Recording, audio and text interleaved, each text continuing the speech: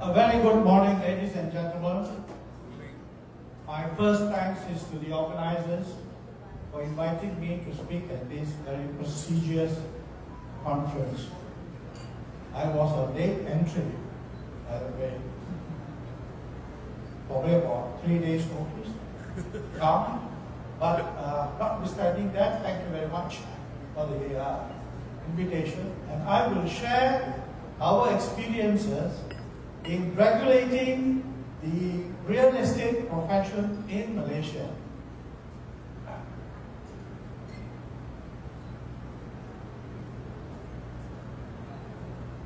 Okay, there is a video circulating in the social media recently after the visit of the President of the People's Republic of China to Malaysia, saying that Malaysia has no money and the people in Malaysia have no money to buy food. So I want to share with you our economic performance to say that probably this gentleman, who is supposed to be very close to President Trump, that he's probably wrong. We do have money to buy food, certainly.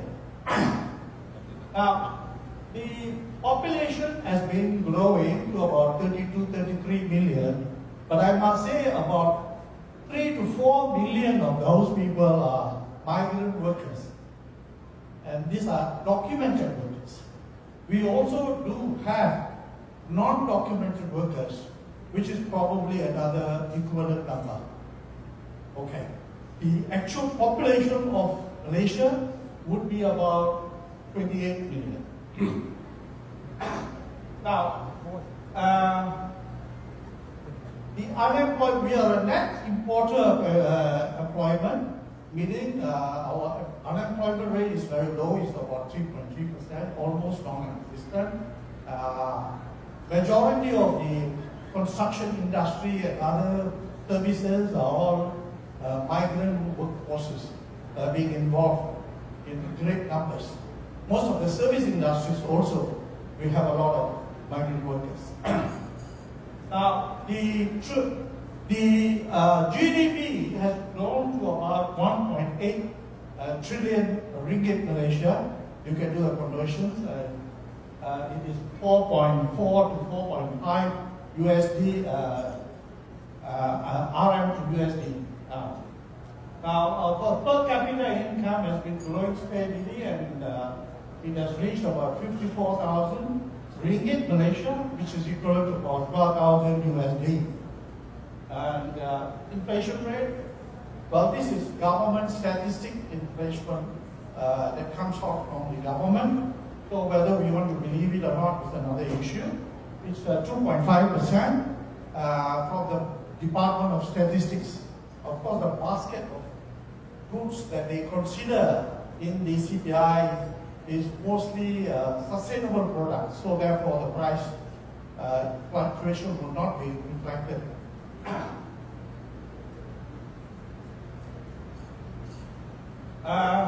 Over the years, since 1990, we have seen our GDP and inflation grow.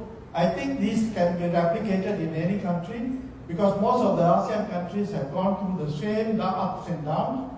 In 1998, we had the Asian financial crisis, then we had the subprime, and of course the COVID. So you can see all the down movements of the graphs are all due to those three things. And I think it's common in Southeast Asia. For all the countries, we have gone through the same cycle. Now, coming back to property transactions, last year was a very, very good year in terms of the volume of transactions transacted in Malaysia. There were about 420,545 transactions, a record high of 232.3 billion ringgit worth of properties that were transacted. Because 40% of these are, 60% of these transactions are residential properties, out of which, in terms of value, it's only 40%. But the rest of it is spread over the industrial sector, the commercial sector as well as the agriculture sector. The commercial sector, the industrial sector has been booming over the last 2 years. Lots and lots of things. The prices have almost doubled over the last 2 years to more than pre-COVID prices. We also have a little problem about overhang, what we call overhang, that's properties that have been already built and not sold for over a period of 9 months or so. And that is specifically mostly due to service apartments. Service apartments are just like condos, except that they are commercial in nature. But the use of the property is almost the same. So there is an oversupply situation in 3 regions, especially in Kuala Lumpur, Selangor, we call it the Klang Valley, as well as the Johor Bahru area. The new darling in property area now is Johor Bahru, because of the opening of quite a number of the MRT as well as the new economic zone. There has been a great interest in the southern part of Malaysia, which is Johor Bahru, and because it's also close to home. There's a lot of demand from Singaporeans who are actually Malaysians who are working in Singapore. There are about 300 to 400,000 of them daily traveling from Johor Bahru to Singapore every day. Now, to come to the main focus of what we are going to talk about, which is the regulatory board. Now, just like in Brunei, we also have a single regulatory board, which is the board of valuers, appraisers, estate agents, and property managers. Now, if in Brunei they are stockmen, estate agents, we extend to stock managers as well.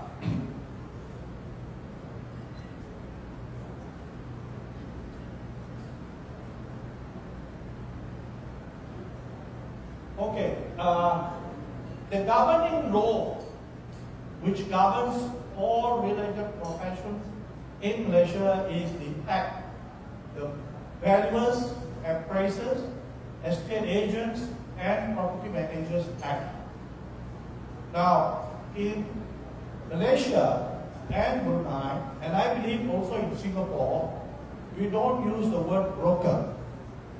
The word broker is seen to be a bit derogatory in the sense that it is deemed to be illegal or unlicensed people dealing in real estate. Those who are registered and legally doing that profession will be known as estate agents. This is historical because it's all from the British times. All those countries that were under the British rule tend to use the same kind of terminology, and that's how we ended up with estate agents. Now, the Act, the original Act was the Surveyors Land Valuers Act, which was 1976, and then estate agents were brought in 1981, and in 2017 we included the property managers under the Board of Valuers, Appraisers, and Estate Agents Act. The Act is quite comprehensive. It is actually in 2 parts. The part 1 gives powers to the Director General of Valuation, the government official, oversees all valuation work in Malaysia for the government, as well as the running and managing of Board of Valuers private practice. So it registers, regulates, and reinforces what practitioners who are registered with the board can do and cannot do. It's okay. It has got its laws, there are rules, there are regulations, there are practice standards, as well as circulars and guidances that come out from the board from time to time. And these are in Malaysia mandatory. If you are a practitioner, you have to follow guidelines, you have to follow the valuation standards or estate agent standards and all that. If you don't, then you fall foul of the law. Disciplinary action can be taken against you, your license gets suspended, and or removed from the register, which means you cannot practice anymore. Okay, there are the other acts that come into force in property. There are a lot of other laws, planning laws, housing development law, startup management law, quite a lot. I don't think we need them. We have time to go through all that today.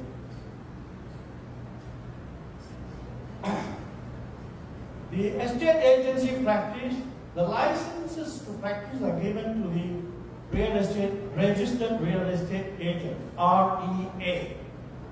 However, the work done in the profession includes a lot of salespeople, and in Malaysia they are known as negotiators, and if they are registered with the board, they are known as registered negotiators. We call them REN. And the rents outnumber the registered estate agents by a horrendous number. There are something like 70,000 registered negotiators to about 3,000 or 4,000 registered estate agents. Which means just like in Brunei, your practice can only be through a firm. And the individual cannot practice on his own. He has to set up a company and register the company under the board of valuers and estate agents. And each registered person can employ a maximum of 50 persons as rents. So there are some problems that related to it, which I'll come to later. The problems are impossible. Of course, the board also recognizes and accredited qualifications from universities that are recognized throughout the world, UK, Australia, America,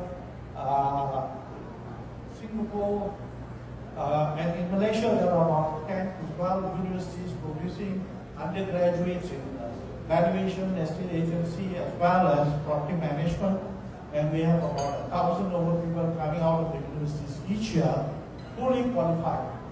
But that is not the end. After qualification, they have to work under a registered person for a period of 2 years minimum and keep a logbook and diary to show their exposure and experiences in the work, and then enter into a TPC, a test of professional competence, which is held by the board. And after passing through that, then only they will be registered. Now, the minimum period is about 2.5 years, but the average period is about 5 years. There are people who are still waiting to be interviewed for 7 years or 8 years. Long waiting line, and some of them fail. Not all of them pass in the first sitting. Now, the key roles and responsibilities of estate agents will be sale, letting, leasing, etc. They also do a lot of consulting on what will be better returns in investment, etc. But they are not allowed to carry out any formal or informal valuations. That is left with the valuation valuers who are registered with the board. The real estate negotiators or banks assist in transactions, but they cannot operate individually, nor can they sign any deals. They can close the deal, but it is ultimately the real estate agent who is responsible for them. Now, the main one is the law itself, the valuers, appraisers, estate agents, and property management act. As I said, Act originally came in force in 1976, but it has been constantly updated from time to time. Valuers first, then estate agents, then property managers, and each part of the Act has the law, as well as the rules and the code of ethics. In addition to that, each side of it has got its own standards. The valuers have the Malaysian valuation standard, which is in 6th edition, and the 7th edition is under review now. The Malaysian estate agency standards came out in 2014, but it is being reviewed now. and it will be in operation the next year, this year or so. The valuation property management standards have come into force in 2018, and it's also under review. I was fortunate to be involved in the Malaysian Valuation Standards of first edition, as well as the property management standards.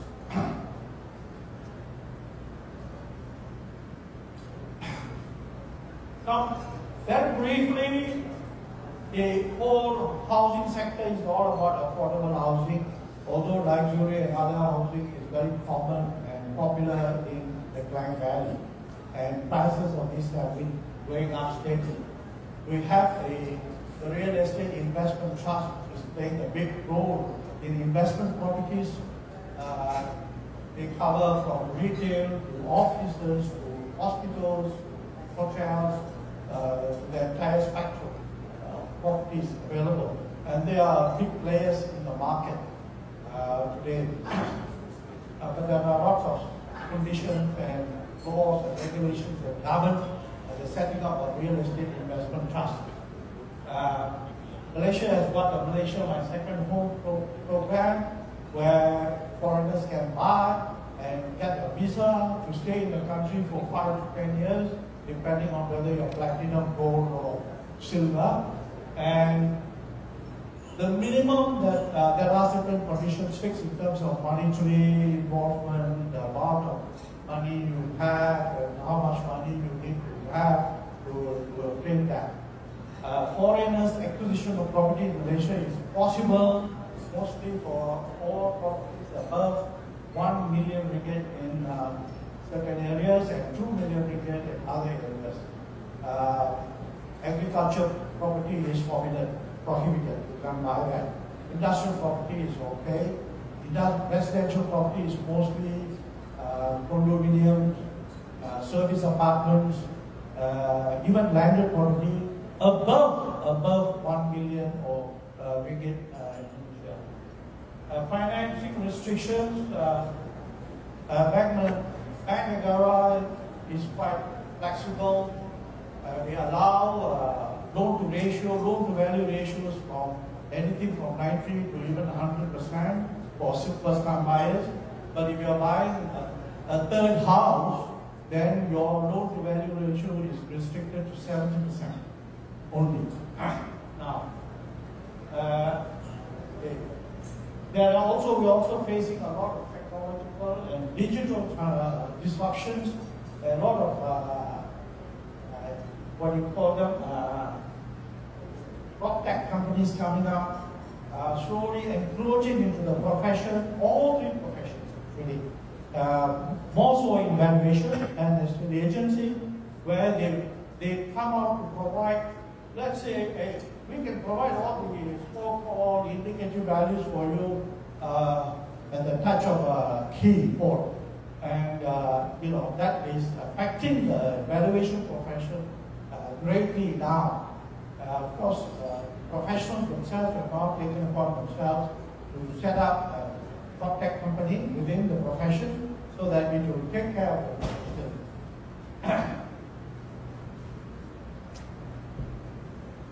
I have mentioned this code of conduct. It is a very, very, very detailed rules and regulations which are say do and don't do. I think I can remember about 150 or 160 rules and regulations in the book, which you have to study and follow. Otherwise, you fall foul of the law, and the board can take disciplinary action against you. One of the biggest jobs in the board is disciplinary committee work. If you are in the board and you are in the disciplinary committee, you can imagine how much work you have to do. You have to stop working and only concentrate on this, because there are increasing number of complaints.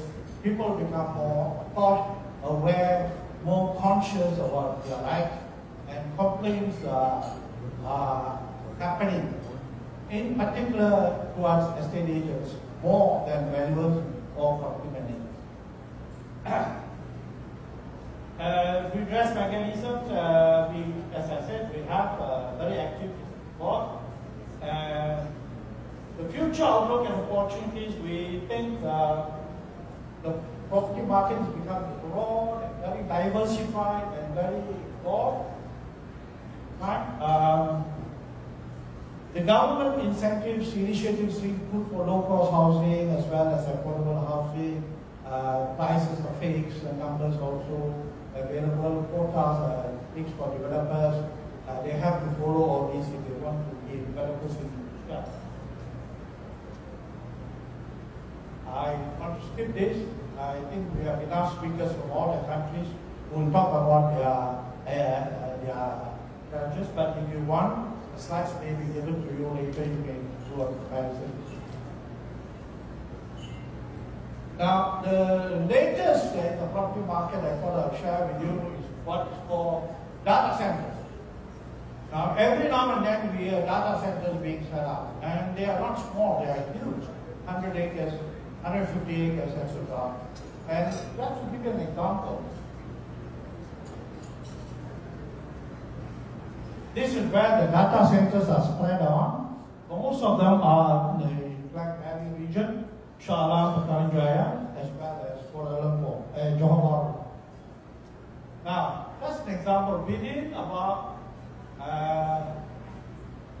a period of about 6 months, one company alone sold about five tranches of properties in an area to several data center companies. And what was originally going for 50 or 60 or even 70 ringgit per square foot jumped up to 120 to 130 dollars for data centers. So everybody who has got a land bank now is pushing to sell the property to those who require data centers. It's crazy. The prices being paid are also crazy. And with that, thank you very much.